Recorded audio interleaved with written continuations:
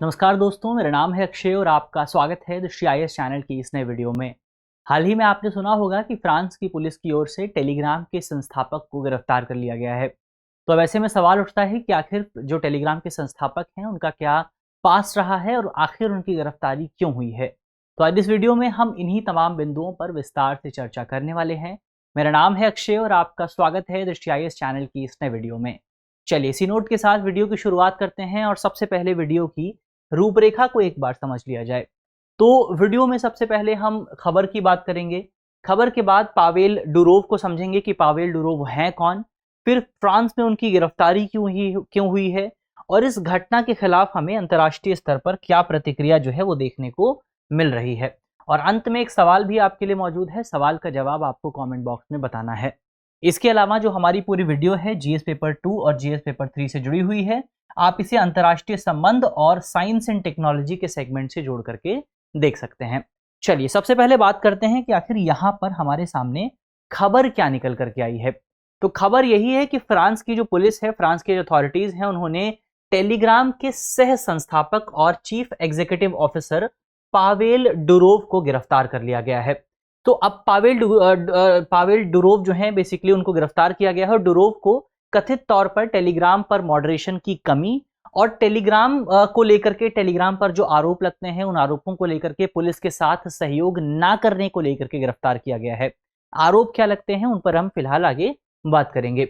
अब ये जो पूरी घटना हुई है, ये घटना कहीं ना कहीं अंतर्राष्ट्रीय स्तर पर आपको जो एक ट्रेंड देखने को मिल रहा है, जिस ट्रेंड में एक तरफ आपकी बड़ी कंपनियां मौजूद हैं, दूसरी तरफ दुनिया भर की सरकारें मौजूद हैं। तो दुनिया भर की इंटरनेट कंपनियों और सरकारों के बीच में जो विवाद आपको देखने को मिला है, उस विवाद का एक सबसे रीसेंट एग्जांपल कह सकते हैं कि आप ये टेलीग्राम और फ्रांस का जो विवाद है, इस विवाद को आप सबसे रीसेंट एग्जांपल के तौर पर देख सकते हैं। तो ये तो हमने खबर पे बात की यहां पर। अब सबसे पहले बात करते हैं कि पावेल डुरोव हैं कौन और इन्होंने क्या क्या काम किया है और क्या क्या चीजें इनके जो है लाइफ में अब तक आपको देखने को मिली हैं।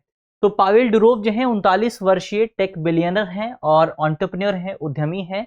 इनका जो जन्म हुआ था वो USSR में हुआ था, जो पूर्ववर्ती सोवियत संघ था, वहां पर इनका जन्म हुआ था और उन्होंने रूस के सेंट पीटर्सबर्ग विश्वविद्यालय से अपनी पढ़ाई पूरी की। पढ़ाई पूरी करने के बाद उन्होंने सबसे पहले अपना एक ऐप बनाया। ऐप का नाम था वकोन टाके। तो ये बेसिकली आपका एक रशियन लैंग्वेज में ये आपका ऐप है, इसलिए आप इसको जैसे चाहें प्रोनाउंस कर सकते हैं। तो ये इन्होंने एक ऐप बनाया, ये एक सोशल मीडिया ऐप था और इसकी सह स्थापना की और देखते ही देखते ये जो ऐप था आपका इनके देश में बहुत ज़्यादा लोकप्रिय हो गया, रशिया में जो है बहुत ज़्यादा फेमस हो गया। अब जब ये ऐप रशिया में बहुत ज़्यादा फेमस हो गया तो रशियन अथॉरिटीज़ जो है इसका डेटा चाहती थी।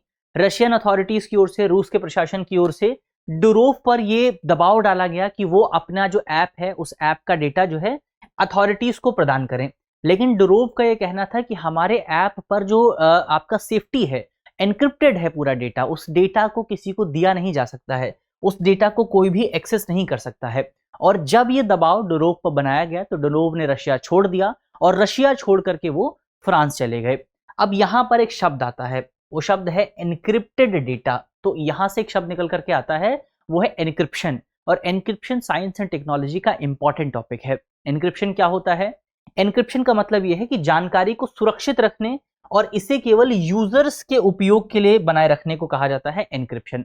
ये तो इसकी सरल सी डेफिनेशन हुई। इसको अगर आप और ढंग से समझना चाहते हैं तो आप कह सकते हैं कि एक आपका मान लीजिए फोन यहां पर मौजूद है और एक फोन आपका यहां पर मौजूद है। अब ये जो फोन है, मान लीजिए आपने यहां पर व्हाट्सएप खोला और व्हाट्सएप खोल करके आप कोई मैसेज जो है यहां पर ट्रांसफर करते हैं। तो अब जो फोन ए है, यहां से जब मैसेज फोन बी में जाएगा तो फोन बी में जो मैसेज जाएगा वो डायरेक्ट नहीं जाएगा।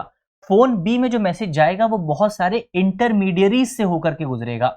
अब यहां पर इंपॉर्टेंट बात यह है कि अगर आप जो है एनक्रिप्टेड फॉर्मेट का इस्तेमाल कर रहे हैं, एनक्रिप्टेड मेथड का इस्तेमाल कर रहे हैं, अगर आप नॉन एनक्रिप्टेड मेथड का इस्तेमाल कर रहे हैं, तो जब कोई मैसेज यहां से पहुंचेगा, यहां से निकलेगा, तो बीच में जो इंटरमीडियरीज हैं, जैसे कि आपका इंटरनेट सर्विस प्रोवाइडर्स हो गए, कंपनी के सर्वर्स हो गए, कंपनी के लॉक्स हो गए, वो आपके मैसेज को पढ़ लेंगे, वो आपके मैसेज को देख सकते हैं। लेकिन अगर आपका मैसेज जो है वो एनक्रिप्टेड है, एनक्रिप्टेड का मतलब यह है कि जब यहां से आपका मैसेज निकलेगा तो उसको जो है एक कोड में बदल दिया जाएगा, उसको जो है एक अलग रूप दे दिया जाएगा और फिर उसकी की बनाई जाएगी। उसके बाद जब मैसेज यहां से निकलेगा, मैसेज यहां पर पहुंचेगा, लेकिन मैसेज उस फॉर्म में नहीं पहुंचेगा जिस फॉर्म में आपने भेजा है, मैसेज कोड की फॉर्म में पहुंचेगा और कोड की जो है वो यहां पर मौजूद नहीं है। उसके बाद जब मैसेज यहां पहुंचेगा, फिर वापस मैसेज ये है, जो मैसेज ये आपकी जो अथॉरिटी है ये मैसेज को यहां पर ट्रांसफर करेगी, और जब यहां पर मैसेज पहुंचेगा तो मैसेज के साथ आपका एक की भी आती है। तो जब मैसेज यहां पर आएगा तो ये वाला जो फोन है वो उस मैसेज को रिसीव करेगा, उस कोड को रिसीव करेगा, और की के आधार पर उस कोड को डिकोड किया जाएगा और फिर मैसेज यहां पर आपको दिखाई देता है। तो यहां पर आपने मैसेज भेजा और जब मैसेज आपके पास पहुंचा, इन दोनों के बीच में किसी भी अथॉरिटी को मैसेज तक एक्सेस प्राप्त नहीं थी, कोई भी मैसेज को देख नहीं सकता था। अब रशियन अथॉरिटीज ये चाहती थी कि डुरोव ने जो ऐप बनाया है उस ऐप में जो डेटा है, जो डेटा एक फोन से दूसरे फोन में जा रहा है, इस डेटा की एक्सेस रशियन अथॉरिटीज को प्रदान की जाए, लेकिन डुरोव ने ऐसा करने से मना कर दिया। तो वो क्या हुए, वहां से रशिया से भाग करके फ्रांस चले गए। तो ये हमने एनक्रिप्शन को समझ लिया। फिर उसके बाद जब रशिया को छोड़ करके डुरोव वापस आ गए, अब किसी दूसरे देश में चले आए, तो वहां पर उन्होंने एक नए ऐप की शुरुआत की। 14 अगस्त 2013 को देखा जाए तो उन्होंने अपने भाई के साथ मिलकर के टेलीग्राम की स्थापना की। टेलीग्राम नाम का एक नया ऐप बनाया जो कि उपयोगकर्ताओं की गोपनीयता पर केंद्रित था, यानी कि जो यूजर्स हैं उन यूजर्स को बहुत ज्यादा प्राइवेसी देता था। आप टेलीग्राम अगर इस्तेमाल करेंगे तो वहां पर साफ तौर पर लिखा आता है कि हमारा ऐप जो है वो एनक्रिप्शन की बेस पर काम करता है, आपके डेटा को पूरी तरह से सुरक्षित रखा जाता है। और इसका जो एनक्रिप्शन था वो पावेल ने खुद डिजाइन किया था। इसके अलावा इसमें देखें आप, ये जो कंपनी थी इसमें बड़े ग्रुप आप बना सकते थे। अगर आप देखें व्हाट्सएप की, अगर आप बात करें, व्हाट्सएप पर जो ग्रुप बनते हैं वो बहुत बड़े ग्रुप नहीं होते हैं, बहुत ज्यादा मेंबर्स के ग्रुप आप नहीं बना सकते। लेकिन टेलीग्राम में अगर आप देखें तो टेलीग्राम का डेटा ये कहता है कि आप एक ग्रुप में 2 लाख मेंबर्स को शामिल कर सकते हैं। तो बहुत बड़ा ग्रुप आप यहां पर बना सकते हैं। एक तो आपका प्राइवेसी है, बहुत बड़ा ग्रुप है। इसके अलावा यहाँ पर अपने जो आपका जो ऐप है उसको अलग अलग डिवाइसेस से एनक्रिप्ट, अलग अलग डिवाइसेस से सिंक करने की सुविधा भी आपको मिलती है। तो यही तमाम वजह रही कि अंतर्राष्ट्रीय स्तर पर ये जो ऐप रहा वो धीरे धीरे बहुत ज्यादा फेमस होने लगा। इसने जो दूसरे तमाम ऐप्स थे जैसे कि व्हाट्सएप हो गया और भी दूसरे जो ऐप्स हैं उनको पीछे छोड़ दिया। और अगर आप वर्तमान समय में देखें तो वर्तमान समय में टेलीग्राम के तकरीबन आपके 9 मिलियन से ज्यादा यूजर आपको 900 मिलियन से ज्यादा यूजर आपको देखने को मिल जाएंगे। तो ये ओवरऑल हमने पावेल डुरोव के बारे में बात की कि इन्होंने अब तक क्या काम किए हैं और इनके नाम पर क्या क्या उपलब्धियां मौजूद हैं। अब यहां पर सवाल ये उठता है कि आखिर इनको जो है फ्रांस में गिरफ्तार क्यों किया गया है। तो हमने बात की कि आप जब टेलीग्राम इस्तेमाल करते हैं तो वहां पर एनक्रिप्शन टेक्नोलॉजी का इस्तेमाल होता है। और एनक्रिप्शन टेक्नोलॉजी का मतलब यह है कि एनक्रिप्शन टेक्नोलॉजी में जो डेटा है, जो मैसेज है, वो केवल सेंडर और रिसीवर के बीच में ही पहुंच सकता है। केवल सेंडर ही देख सकता है उसको और रिसीवर उसको एक्सेस कर सकता है, बीच में कोई उसको जो है एक्सेस नहीं कर सकता। इसी टेक्नोलॉजी की वजह से टेलीग्राम का गलत इस्तेमाल भी होने लगा। जो आपकी फ्रांस की अथॉरिटीज हैं उनके द्वारा यह आरोप लगाया गया कि टेलीग्राम पर मादक पदार्थों की तस्करी की जाती है। टेलीग्राम पर आतंकवाद के समर्थन और साइबर स्टॉकिंग से जुड़े कई मामलों में जुड़े होने का आरोप लगाया गया। इसके अलावा टेलीग्राम की जो सिक्योरिटी पॉलिसी थी, टेलीग्राम की जो प्राइवेसी पॉलिसी थी, उस प्राइवेसी पॉलिसी की वजह से कई यूजर्स ने टेलीग्राम पर ड्रग्स बेचना शुरू कर दिया, ऑनलाइन घोटाले करने शुरू कर दिए। क्यों कर दिए?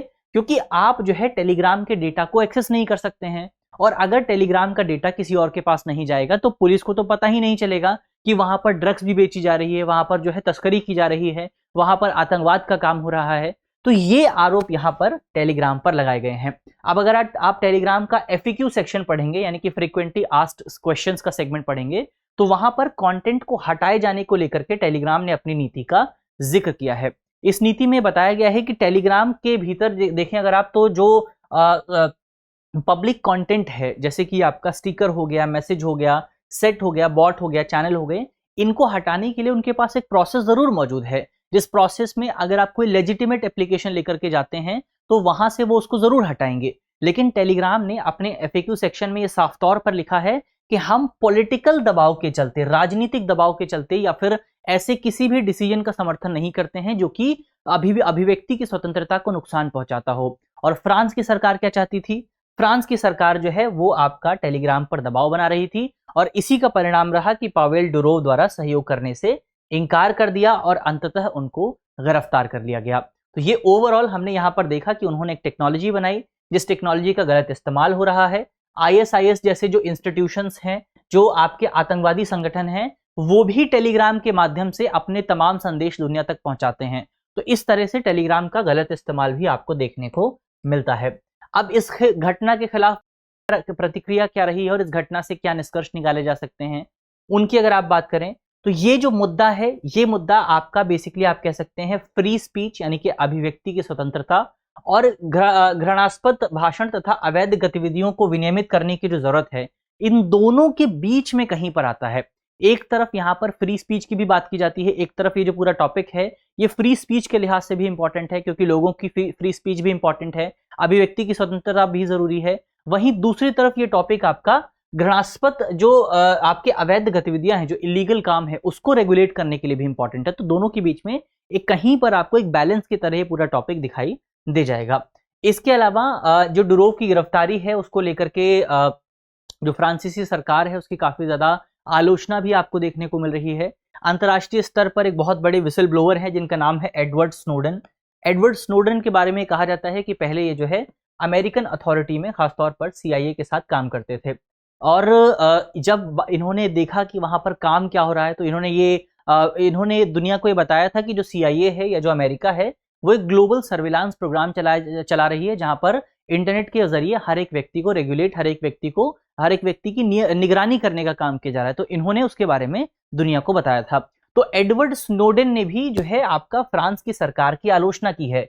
एडवर्ड स्नोडेन ने भी कहा है कि बेसिकली फ्रांस की सरकार जो है वो अभिव्यक्ति की स्वतंत्रता, फ्री स्पीच को जो है वॉयलेट करने की कोशिश कर रही है, फ्री स्पीच को कर्ब करने की कोशिश कर रही है।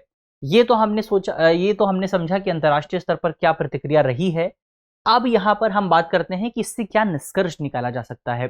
तो यहां पे हमारे लिए इंपॉर्टेंट ये है कि हम ये समझें कि ये कोई पहला मामला नहीं है जब किसी देश की सरकार के द्वारा किसी प्लेटफॉर्म पर कार्यवाही की गई है। इससे पहले भी बहुत सारे प्लेटफॉर्म ऐसे आए हैं जिन पर कार्यवाही हुई है। चाहे आप बात करें मेटा की, मेटा में भी आपको फेसबुक मिल जाएगा, व्हाट्सएप मिल जाएगा, इंस्टाग्राम मिल जाएगा। इसके अलावा अगर आप बात करें एक्स की, जिसको पहले ट्विटर के नाम से जाना जाता था, गूगल पर भी कार्यवाही हुई है। ट्विटर में तो भारत में ही ट्विटर पर जो कार्यवाही हुई थी, कार्यवाही की बात जो हो रही थी वो भारत पर ही हो रही थी। अब यहां पर सवाल ये उठता है कि जो कार्यवाहियां हो रही हैं, इन कार्यवाहियों के मूल में क्या है, इन कार्यवाहियों का कारण क्या है। तो कई एक्सपर्ट्स ये बताते हैं कि ये जो हमें पूरा वॉर देखने को मिला, जो पूरा विवाद है बिग टेक के बीच में, बड़ी कंपनियों के बीच में, और जो आपकी सरकारें हैं, गवर्नमेंट्स के बीच में, इस पूरे विवाद का जो मूल कारण है वो मूल कारण है आपका डेटा। डेटा बहुत ज्यादा इंपॉर्टेंट है। डेटा क्यों इंपॉर्टेंट है? तो अगर आप देखें वर्तमान समय में डेटा को जो है एक नए ऑयल की तरह देखा जाता है। डेटा को कहा जाता है data is the new oil. Oil को क्या हुआ था? ऑयल को लेकर के दुनिया भर में विवाद हुआ था, डेटा को लेकर के भी दुनिया भर में विवाद हो रहा है। अब डेटा को लेकर के जो विवाद हो रहा है उस विवाद में आप देखेंगे एक तरफ आपको बड़ी कंपनियां दिखाई देंगी, जैसे कि फेसबुक हो गया, गूगल हो गया, ट्विटर हो गया या टेलीग्राम हो गया, और दूसरी तरफ आपको दुनिया भर की सरकारें दिखाई देंगी। अब आप सोचेंगे कि आखिर डेटा को लेकर के इतना विवाद हो क्यों रहा है? तो विवाद हो रहा है क्योंकि दुनिया भर में अगर आप देखेंगे तो लगभग आधी से ज्यादा जो पॉपुलेशन है वो आपको इंटरनेट पर मिलेगी, और इंटरनेट पर लगातार डेटा जनरेट होता है। हर दिन अगर आप देखें तो ट्रिलियंस एंड बिलियंस जो क्वांटिटी का डेटा है वो इंटरनेट पर आपका जनरेट होता है। और उस डेटा के माध्यम से अगर आप उस डेटा को प्राप्त करते हैं, अगर आप उस डेटा को प्रोसेस करते हैं, तो उस डेटा के एनालिसिस के आधार पर आप बहुत बड़े काम कर सकते हैं। उस डेटा के आधार पर आप लोगों के बिहेवियर को इंपैक्ट कर सकते हैं। उस डेटा के आधार पर आप ये जान सकते हैं कि लोगों का पॉलिटिकल प्रेफरेंस क्या है। आप उस डेटा के आधार पर लोगों की पॉलिटिकल प्रेफरेंस को भी इंपैक्ट कर सकते हैं, उसको भी प्रभावित कर सकते हैं। तो ये डेटा की इंपॉर्टेंस है। डेटा बहुत इंपॉर्टेंट होता है, और दुनिया भर की सरकारें इसी डेटा तक अपना एक्सेस चाहती हैं। दुनिया भर की सरकारें चाहती हैं कि ये जो डेटा है, ये डेटा उनके पास मौजूद हो, ताकि वो समझ सकें कि उनके नागरिक जो हैं वो किस तरह की चीजें सोच रहे हैं, नागरिकों के बीच में क्या चीजें चल रही हैं। और ये पॉलिटिकल लिहाज से बहुत इंपॉर्टेंट होता है। लेकिन अगर डेटा इस तरह गलत इस्तेमाल होता रहता है तो ये हमारे जो मॉडर्न सोसाइटी है उसमें अभिव्यक्ति की स्वतंत्रता के लिए एक नकारात्मक खतरा पैदा कर सकता है। तो ये ओवरऑल हमने यहां पर देखा कि ये पूरा मामला क्या है, मामले में क्या इंपॉर्टेंट पॉइंट आपको देखने को मिले हैं। अब अंत में आपके लिए एक प्रश्न भी मौजूद है। प्रश्न में आपसे पूछा गया है कि चर्चा में रहा एन्क्रिप्शन शब्द जो है वो निम्नलिखित में से किससे संबंधित है। हमारे ऑप्शन है, ऑप्शन ए मैसेजिंग ऐप में डेटा सुरक्षा की टेक्निक, ऑप्शन बी हवाई जहाज संचालन की एक तकनीक, ऑप्शन सी युद्ध के दौरान इस्तेमाल एक तकनीक और ऑप्शन डी इनमें से कोई नहीं। तो इसका सही जवाब क्या होगा ये आपको कमेंट बॉक्स में जल्दी से बताना है। मुझे उम्मीद है कि इस वीडियो में हमने जितने इंपॉर्टेंट पॉइंट्स पर बात की है वो आपको समझ में आए होंगे। और अगर वीडियो आपको अच्छी लगी है तो वीडियो को लाइक कीजिएगा। अगर आप चैनल पर नए हैं तो चैनल को सब्सक्राइब कीजिए। मिलते हैं आपसे अगली वीडियो में, तब तक के लिए अपना ख्याल रखिए, ध्यान रखिए, पढ़ते रहिए। धन्यवाद।